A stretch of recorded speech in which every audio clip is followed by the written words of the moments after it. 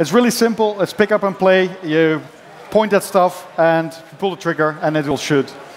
Now, some of the more intricate things that we've done is work with an aiming system. So what we've got in here is a zoom lock. I can aim at any one of these enemies, zoom in, and it immediately snaps to that enemy, and I can easily take him out. Now that's going to be a big help for me in order to combat these Helgas guys here.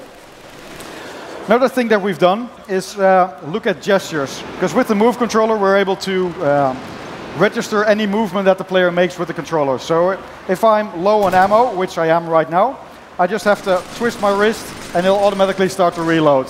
So this is one of the new things that obviously we're now able to do to, again, make it feel a lot more immersive and tactile. Another one of these things is if I go over to this big gun right here and I want to pick it up, all I have to do is pull the controller towards me and actually pick up the controller. Now, one of the cool new things in Killzone 3 that we haven't talked about just yet is weapons and how many of them you can carry.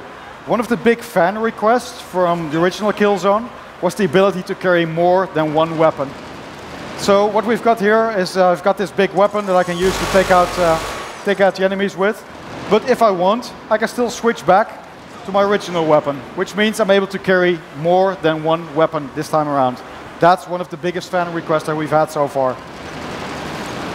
In terms of, don't fall off right there. Let me get back up. Another thing that we've looked at hard is the ability to throw grenades. Everybody would expect that grenade throwing feels very natural, and you should be able to do that with a gesture like such. The problem that arises then is, as you will see on the screen, my camera starts to move all over the place, and I'm no longer able to aim where my grenade is coming. So what we've done this time around is you can actually use L1 to pick up a grenade, and you start cooking it, and I can aim and throw the grenade exactly where I want it to throw. So again, this is very intuitive. I just hold L1 right here, aim, and throw my grenade right there. Now, of course, one of the other things in terms of gestures that is really cool is we've got a new system in Killzone 3 that we call the brutal melee system. Now, what this system does is it allows you to perform all sorts of close combat that are context sensitive. It'll scan the environment and pull off whatever kind of close combat move is applicable in that environment. So if there's low cover nearby, I can actually take out the enemy and bash his head against low cover. Now, with the move, this is particularly satisfying, as if I get close to these enemies right here, I just make a stabbing motion and I take this guy out.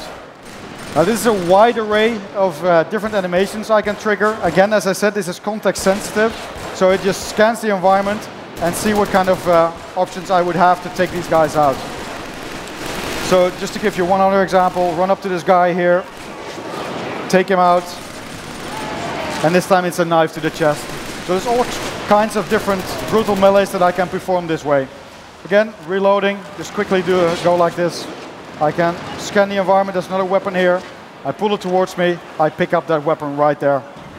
So it feels really intuitive, really simple to play with this move controller right there.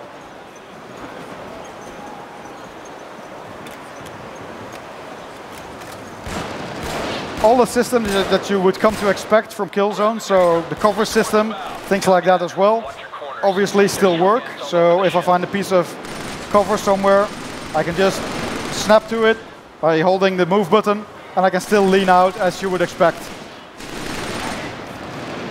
So all of the functionalities, all of the buttons work, but we also added these gestures to make sure that it feels a lot more intuitive this time around.